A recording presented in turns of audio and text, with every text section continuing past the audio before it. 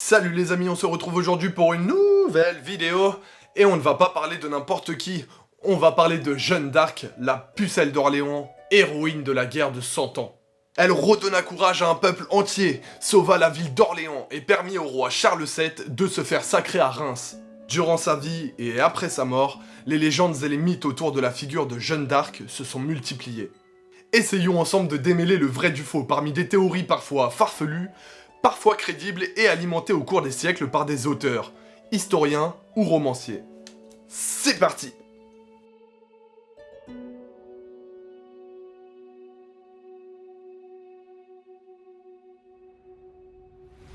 Vous connaissez l'histoire. Jeanne d'Arc est capturée par les Bourguignons, vendue aux Anglais et condamnée à être brûlée vive pour hérésie. Mais selon cette théorie, Jeanne d'Arc n'aurait jamais pris place sur le bûcher et aurait donc vécu plusieurs années après sa mort officielle. Pourtant, l'exécution de Jeanne s'est faite en public, devant le bourreau bien sûr, mais également aux yeux des juges et des civils. Les témoignages sont formels. Une femme a bien été brûlée. D'après les survivantistes, partisans de cette théorie, cette femme n'aurait pas été Jeanne, mais une quelconque sorcière. Plusieurs éléments viennent étayer cette thèse. Bien qu'il soit mentionné par le bourreau lui-même que le bûcher fut dressé en hauteur afin qu'il soit visible par tous, certains auteurs ont par la suite prétendu qu'il était impossible de voir le visage de Jeanne. Il aurait été dissimulé derrière un écriteau décrivant ses péchés. Jeanne aurait aussi pu être coiffée de la mitre d'infamie, un bonnet que l'on faisait porter aux hérétiques condamnés, et qui, là aussi, aurait pu masquer son visage. Jeanne ne serait donc pas morte sur le bûcher. On lui aurait substitué une autre femme, une inconnue. Mais pourquoi? Et comment? Pendant ces 4 mois de procès pour hérésie, les Anglais font en sorte de ne laisser aucune échappatoire possible. On voit mal comment la pucelle aurait pu s'enfuir ou se faire aider. Selon les survivantistes, ce seraient les Anglais eux-mêmes qui auraient organisé, quelques heures avant son exécution programmée, l'exfiltration de Jeanne. Et après tout, pourquoi pas? Jeanne fut enfermée dans le château de Rouen. Les Anglais auraient pu la faire sortir discrètement de cette prison. Bon, d'accord, mais pour que le subterfuge opère, il fallait aux Anglais trouver une doublure parfaite, une femme ressemblant trait pour trait à Jeanne d'Arc. Beaucoup parmi les gens du public présent à l'exécution connaissaient le visage de Jeanne. Ils l'avaient déjà vu, notamment le jour où Jeanne abjura une première fois son hérésie. Les juges, probablement tenus à l'écart du complot, étaient chargés de l'interroger plusieurs fois par jour, et les soldats anglais l'ont escorté à plusieurs reprises. Tous ces gens-là ne pouvaient pas être trompés aussi facilement. En peu de temps, les Anglais auraient donc eu la tâche de trouver une jeune femme ayant la même corpulence que Jeanne, la même taille, la même physionomie, la même couleur de cheveux. Ça fait beaucoup, non? Et puis, quand bien même l'aurait-il trouvée, il fallait que cette remplaçante accepte de prendre place sur le bûcher. Ou alors, on l'y aurait forcé. On aurait remplacé Jeanne par une autre femme condamnée à mort. On lui aurait caché son funeste sort, sa fin tragique. Les historiens trouvent le subterfuge peu vraisemblable. Les témoins du supplice nous décrivent une victime résignée. Or, comment ne pas se révolter quand, au pied de l'échafaud, le juge vous prénomme Jeanne et vous lit un acte d'accusation qui n'a rien à voir avec vos crimes? À aucun moment la jeune femme ne crie à une méprise ou à une erreur d'identité. Peut-être parce qu'il n'y en a pas. Quant au fait que le visage de Jeanne aurait été dissimulé, des sources indiquent que pendant l'exécution, le bourreau aurait déshabillé Jeanne de la tête aux pieds afin que tous puissent attester la réalité de son martyre. Pourquoi le doute subsiste-t-il encore près de 600 ans après la mort de Jeanne d'Arc? Eh bien, justement parce que les siècles ont passé. Concernant l'exécution de Jeanne, les historiens ne disposent que de témoignages oraux et écrits, de récits contemporains. Elle a été brûlée, ses cendres dispersées et jetée dans la Seine après la combustion, rendant impossible son identification. Voici maintenant la preuve ultime de la survie de Jeanne d'Arc. Plusieurs années après son procès, elle serait réapparue, et si peu changée que nombreux sont ceux à l'avoir reconnue, y compris la mère de Jeanne elle-même. Par son mariage, elle prendra plus tard le nom de Jeanne des Armoises, et aurait eu 2 enfants de son mari. Elle ira même jusqu'à porter les armes de Jeanne, et sera reçue avec les honneurs par la ville d'Orléans en 1439. Le roi Charles VII la recevra également, avant de s'apercevoir qu'il s'agissait en fait d'une magnifique supercherie. La Dame des Armoises n'est pas la seule Jeanne d'Arc à apparaître après la mort de la pucelle. Au moins 4 Jeannes d'Arc sont identifiées dans les 15 ans qui suivent son procès, dont une certaine Marie la Féronne, qui finira sa vie comme tenancière de bordel. Mais le plus incroyable, c'est qu'à cette époque, le retour de la jeune femme est souvent jugé crédible. On veut croire qu'elle n'est pas réellement morte sur le bûcher, qu'elle a été ressuscitée car envoyée de Dieu, à l'instar de Jésus. C'est quand même dingue cette histoire. Il y a quand même quelque chose qui me taraude. Pourquoi les Anglais auraient-ils pris la peine de sauver une simple fille, d'origine paysanne? Et si...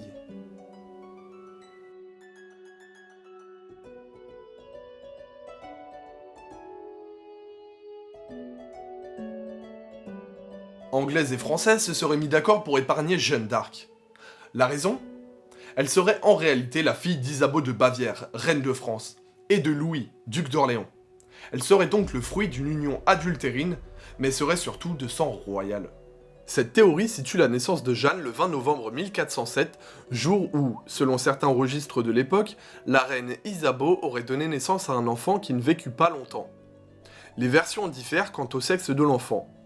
Pour cacher au roi de France Charles VI la relation entre sa femme, Isabeau de Bavière, et le duc d'Orléans, on transporta le bébé à Domrémy et on le confia à des parents adoptifs, Isabelle Romée et Jacques d'Arc, les parents officiels de Jeanne.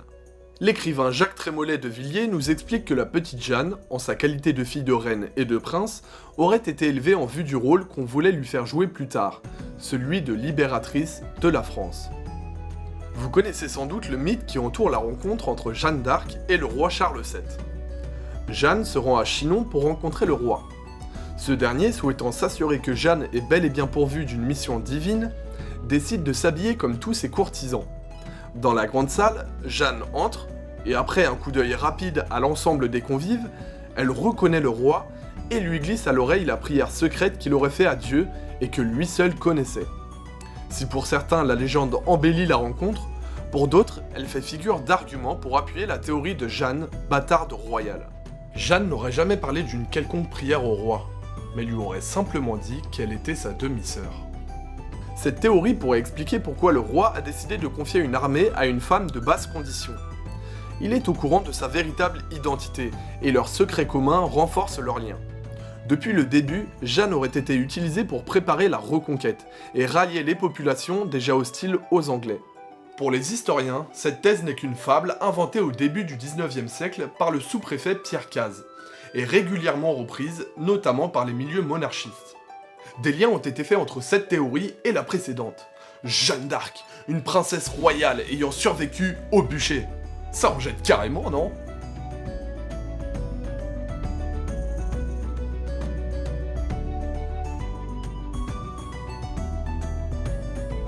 Concernant la théorie précédente, je vous disais que le sexe de l'enfant d'Isabeau de Bavière différait selon les versions. Jeanne d'Arc n'aurait pas été la demi-sœur du roi Charles VII, mais son frère Philippe. C'est fou comme tout est si bien imbriqué. Officiellement déclaré mort le jour de sa naissance, puis enterré dans la basilique Saint-Denis, l'enfant aurait été élevé en marge de la cour, puis serait parti en croisade pour défendre les intérêts de sa famille. D'où sa connaissance de la chose militaire, ou le fait qu'il portait des habits d'homme. Mais ce n'est pas tout. Comment une modeste bergère, sans entraînement équestre, aurait pu faire le trajet Domrémy-Chinon, soit 660 km, en seulement 11 jours? Et puis, on imagine mal une pucelle à la tête d'une troupe de soudards. À l'époque, les armées étaient généralement commandées par des nobles, et exclusivement par des hommes. Et si Jeanne d'Arc s'était en réalité appelée Philippe? C'est la thèse développée par François Ruggieri, producteur de films, et passionné par la célèbre pucelle, dans Jeanne d'Arc le stratagème. Pour le cinéaste, Jeanne d'Arc aurait en réalité été une supercherie, incarnée par un frère illégitime de Charles VII. Le but? Redonner le moral aux soldats et remobiliser une armée en perdition. Bis repetita, cette thèse est démentie par quasiment tous les historiens. S'appuyant sur les sources de l'époque, ils affirment que Jeanne ne pouvait pas être confondue avec un homme. La seule représentation contemporaine connue de Jeanne d'Arc la montre de profil, les cheveux longs et avec une poitrine de femme. De plus, des soldats français auraient déclaré avoir déjà vu de leurs propres yeux les seins de Jeanne d'Arc. Ils répondent aux différents arguments. Jeanne se voit reprocher par ses juges lors de son procès sa tenue considérée comme immorale. L'acte d'accusation est explicite. Jeanne aurait abandonné, je cite, « toute décence et convenance de son sexe, usurpant impudemment un habit difforme et l'état d'homme d'armes. Preuve que Jeanne était bien une femme puisqu'elle fut accusée de s'être travestie. Elle est même sommée par les juges de renier les voix qu'elle prétend entendre et d'arrêter de s'habiller en homme. Mais Jeanne assume ce travestissement. Elle déclare, toujours lors de son procès, avoir pris les habits d'homme peu après sa rencontre avec le roi, dans le but de prendre les codes et l'apparence du soldat afin de pouvoir guider les armées au combat.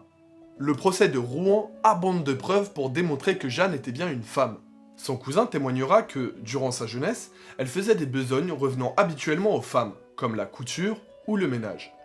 Tous diront qu'elle était une petite fille serviable que l'on appelait Jeannette.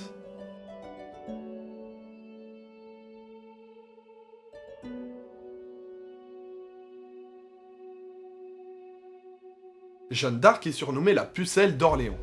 Dès l'âge de 13 ans, elle fait vœu de garder sa virginité tant qu'elle n'aura pas accompli sa mission. Bouter les Anglais hors de France. De son vivant comme après sa mort, nombreux sont ceux à avoir douté de sa virginité. Luc Besson, dans son film, mettait en scène le viol qu'aurait subi Jeanne dans sa jeunesse par des soldats anglais. On dit aussi que Jeanne fut fiancée très jeune à un homme. Elle aurait cependant très vite rompu ses fiançailles afin de rester vierge. La virginité de Jeanne est attestée par 2 fois. Une première fois d'abord lors de sa visite au roi Charles VII en 1429. La virginité est vérifiée au château du Coudray sous la responsabilité de Yolande d'Aragon, belle-mère du roi. Jeanne est jugée femme et vierge, bonne et humble personne. Sa virginité est vérifiée une 2e fois lors de son procès à Rouen. Ce sont cette fois ses accusateurs qui en attestent. Mais pour certains, Jeanne ne serait pas restée pucelle tout au long de sa vie. Rappelez-vous notre toute première théorie. Jeanne survit au bûcher et réapparaît des années plus tard sous le nom de Jeanne des Armoises. Des Armoises car elle aurait épousé le chevalier Robert des Armoises. Enfin bon, ce ne sont que des théories, n'est-ce pas ?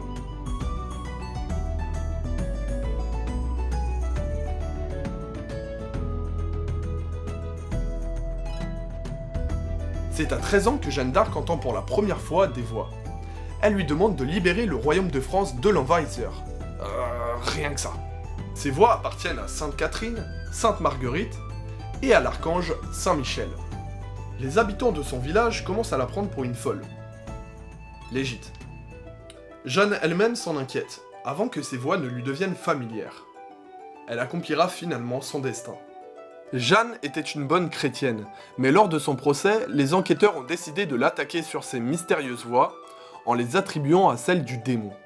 Il n'y a pas un jour où je ne les entends pas, déclare-t-elle devant ses juges. Mais les spécialistes ne se sont pas arrêtés au domaine religieux pour expliquer ces voix. De nombreux scientifiques se sont penchés sur le cas de Jeanne d'Arc ces dernières décennies, et certains d'entre eux ont conclu qu'elle souffrait d'épilepsie, et plus précisément d'une épilepsie idiopathique associée à des phénomènes auditifs. D'autres parlent même de troubles psychiatriques. Psychose, schizophrénie, hallucination auditive. Les hypothèses se multiplient. La possibilité d'une schizophrénie est souvent remise en cause. Aucun témoignage de l'époque ne va dans ce sens. Pas de discours flous ou de bizarreries propres à cette pathologie. Certaines formes de psychose provoquent effectivement des hallucinations, mais essentiellement auditives. Or, la pucelle d'Orléans assure avoir également eu des hallucinations visuelles, cas assez rare dans les psychoses. La lumière vient en même temps que la voix, explique Jeanne à ses juges. Enfin, dans les psychoses, les hallucinations provoquent généralement des émotions négatives, ce qui n'est pas le cas pour Jeanne, chez qui elles seront un soutien jusqu'au bûcher. Alors, Jeanne d'Arc était-elle folle alliée, sous l'emprise d'un délire mystique, malade ou tout simplement miraculé ? On ne le saura probablement jamais, et c'est sans doute mieux ainsi. C'est maintenant la fin de cette vidéo, j'espère vraiment qu'elle vous aura plu. Mettez des pouces bleus, des commentaires, partagez la vidéo, n'oubliez pas de vous abonner à la chaîne, et moi je vous dis à la prochaine.